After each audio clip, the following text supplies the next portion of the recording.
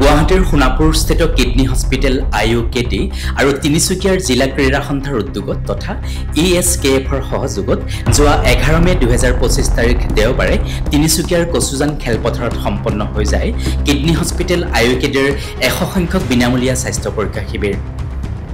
উল্লেখযোগ্য যে লেজাৰমেন of India খ্যাত ডাক্তৰ অৰূপ কুমাৰ নাথৰ তত্ত্বাৱধানত কিডনী হস্পিটেল IUKDয়ে স্পৰ্শ কৰে এই বহু আকাংক্ষিত মাইলৰ খুঁটি 100টা বিনামূলীয়া চিকিৎসা শিবিৰ। আৰু ইয়াৰ লগে লগে কিডনী হস্পিটেল IUKD হৈ পৰে সমগ্ৰ ভাৰতবৰ্ষৰ প্ৰথমখন এনে চিকিৎসা প্ৰতিষ্ঠান যিয়ে মাত্ৰ এবছৰ 8 মাহত সম্পন্ন কৰে এই দ্ৰুততম শতকীয় বিনামূলীয়া চিকিৎসা শিবিৰ। কিডনী হস্পিটেল সোণাপুৰ গুৱাহাটীৰ তৰফৰ পৰা আৰু জিলা ক্ৰীড়া সন্থা তিনিচুকীয়া আমাৰ যি উত্তৰ পূব ভাৰতৰ একমাত্ৰ kidney hospital institute of urology and kidney disease Sonapur Guwahati তাৰ তৰফৰ পৰা আমাৰ এই যি বিনামূলীয়া কিডনী তথা ইউৰলজি বিভাগৰ চিকিৎসা তথা স্বাস্থ্য পৰীক্ষা শিবিৰ আমাৰ ইয়াতে অনুষ্ঠিত হৈছে। আৰু আমাৰ এই যি বিভিন্ন ভিতৰুৱা অঞ্চলত গৈ উত্তৰ পূব ভাৰতৰ তথা উত্তৰ পূৰ্বাঞ্চলৰ ভিতৰুৱা অঞ্চলত গৈ যি আমাৰ বিনামূলীয়া চিকিৎসা শিবিৰ আমি যোৱা 1.5 বছৰ কিডনী হস্পিটেলৰ তত্ত্বাৱধানত কৰি গৈছিলোঁ তাৰে আজি 100 সংখ্যক বিনামূলীয়া চিকিৎসা শিবিৰটো আজি এই কচুজান খেলপথাৰ তিনিচুকীয়াত আমি অনুষ্ঠিত কৰিছোঁ। আৰু ইয়াতে কিডনীৰ পাথৰ, প্ৰষ্টেট গ্ৰন্থিৰ সমস্যা, পুৰুষ আৰু মহিলাৰ প্ৰস্ৰাৱৰ সমস্যা, যৌন সমস্যা, ইউৰলজিকেল কেঞ্চাৰ, কিডনী বিকল হোৱা আদি ৰোগীসকল ইতিমধ্যে আহি তেওঁলোকৰ স্বাস্থ্য বিনামূলীয়াকৈ তেওঁলোকে পৰীক্ষা কৰোৱাইছে।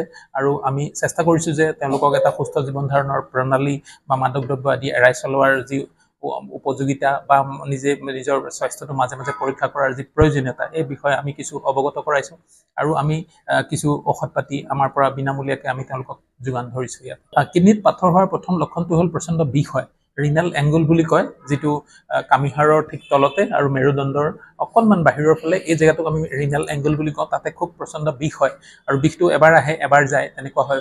ৰোগীজন বিচনাত ছটফটাই থাকে, কেতিয়াবা প্ৰস্ৰাৱত তেজ যাব পাৰে, কেতিয়াবা যদি পাথৰটোত ইনফেকশ্যন হয় তেতিয়াহ'লে তেখেতৰ জ্বৰ উঠিব পাৰে, কেতিয়াবা যদি দুটা কিডনীতে পাথৰ থাকি কিডনী বিকল কৰি দিয়ে তেতিয়া কিডনী বিকল হোৱাৰ যি উপসৰ্গবিলাকো কেতিয়াবা দেখা যায় যে মানুহজন হেতা পৰি যায়, শৰীৰত তেজ কমি যায়, খাবলৈ মন নাযায়, বমি বমি ভাৱ হয়। এনেকুৱাও কিছু ৰোগী যেতিয়া তেওঁক নেগলেক্টেড বুলি কওঁ আমি, বহুত দিনৰ পৰা পাথৰ আছে গম পোৱা নাই, গৈ কিডনী বিকল হৈ গৈছে, তেনেকুৱাও আমাৰ ওচৰলৈ প্ৰেজেণ্টেশ্যনলৈ আহিব পাৰে। আৰু কেতিয়াবা কিছু সংখ্যক ৰোগী 10-15% ৰোগী কেতিয়াবা কোনো ধৰণৰ উপসৰ্গ নাথাকে, তেওঁ অন্য কাৰণত আল্ট্ৰাচাউণ্ড কৰিলেহে দেখা পোৱা যায় যে তাত কিডনীত পাথৰ আছে, সেইটোক আমি চাইলেণ্ট ষ্ট'ন বুলি কওঁ।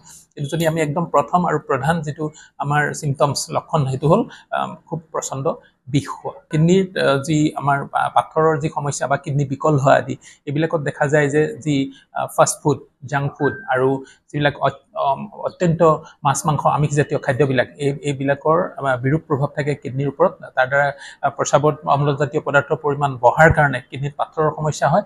আৰু কিডনী বিকল হোৱা যিটো যেনেকৈ ব্লাড প্ৰেছাৰ, ডায়েবেটিছ আদিয়ে হ'ল কিডনী বিকল হোৱাৰ প্ৰথম 2টা কাৰণ। তাৰপিছত এনালজেচিক যদি ফাৰ্মাচীৰ পৰা গৈ যদি বিষৰ ঔষধ খাই থাকে, তাৰপিছত এই ধৰণৰ যে যদি খুব অত্যধিক পৰিমাণে মাছ মাংস আমিষজাতীয় খাদ্যবিলাক খায়, পানী পৰ্যাপ্ত পৰিমাণে নাখায় আৰু ব্লাড প্ৰেছাৰ চুগাৰ আছে তাক ভালকৈ যদি কণ্ট্ৰল কৰা নাই, এইবিলাকেদি কিডনীটো বিকল হ'ব পাৰে। বনদৰৱো যথেষ্ট ভাল, যেনেকৈ আমাৰ পাতেগজা আদি ঔষধবিলাকৰ বহু উপকাৰিতা আছে। কিন্তু আমি চাব লাগিব যে সেইকাৰণে এজন চিকিৎসকৰ পৰামৰ্শ লোৱাটো খুবেই দৰকাৰী। কাৰণ যিবিলাক ঔষধ পাতিৰ দি যি পাথৰ গলি যায় তাৰ এটা নিৰ্দিষ্ট আকাৰলৈকেহে সম্ভৱ হয়, যিটো বিজ্ঞানসন্মতভাৱে আমি চাব লাগে। যদি 7 মিলিমিটাৰতকৈ সৰু থাকে তেতিয়াহ'লে সেইটো আমি আমাৰ যি চিকিৎসা বিজ্ঞানৰো এনেকুৱা ঔষধ আছে পটেছিয়াম চাইট্ৰেট, বিভিন্ন প্ৰিপাৰেশ্যন থাকে, আমি পটেছিয়াম চাইট্ৰেট দি পেলাই পাথৰটো গলাব চেষ্টা কৰোঁ। গতিকে আজি পাতেগজা বা অন্য হোমিঅ'পেথিক বা আয়ুৰ্বেদিক তেওঁলোকে যিবিলাক প্ৰিপাৰেশ্যন দিয়ে তাতেও সেই পটেছিয়াম চাইট্ৰেটে থাকে। কিন্তু আমি যদি আজি বনদৰৱটো লওঁ তাত যি পৰিমাণৰ আমি ঔষধ এদিনত তেওঁক দিব লাগিব ৰোগীজনক, হয়তো সেই পৰিমাণ নাপাব পাৰে। যিটো আমি যিটো মেডিকেল প্ৰিপাৰেশ্যন দিম পটেছিয়াম চাইট্ৰেট, তাত সেই নিৰ্দিষ্ট পৰিমাণৰ যে এজন ৰোগীয়ে এদিনত কিমানখিনি নিৰ্দিষ্ট পৰিমাণৰ খালে 3 বা 6 মাহত গৈ পাথৰটো গলিব পাৰে, সেইটো এটা বিজ্ঞানসন্মতভাৱে তৈয়াৰ কৰা থাকে। গতিকে বনদৰৱ খালেও হ'ব, কিন্তু এটা নিৰ্দিষ্ট আকাৰলৈকেহে হ'ব। আমাৰ চেনেহৰ হিৰোদাৰ ভাষাত আমি শুনা আটাইবোৰ গান অবাটেৰে গুচি যোৱা নাই। অবেলা এন্ধাৰৰ মৰ্মতলত শুনো কোনোবা দীপ্ত দুপৰৰ বৃন্দাবনী সাৰং, অতল চেতন সোঁৱৰণৰ দলদলীয়া অঙঠা, শস্য মাটিৰ সন্তান তোমাৰ আমাৰ প্ৰতিক্ৰমণ ঐক্যতানে নিঃশব্দ নিৰ্জনে মেলি দিয়ে ঘ্ৰাণ আঘ্ৰাণৰ আচৰিত শাখা প্ৰশাখা। তিনিচুকীয়াৰ কচুজান খেলপথাৰৰ পৰা প্ৰণৱ দিহিঙীয়াৰ সহযোগত বিপ্লৱ কাকতিৰ ৰিপৰ্ট, নিউজ হেল্থ প্লাছ।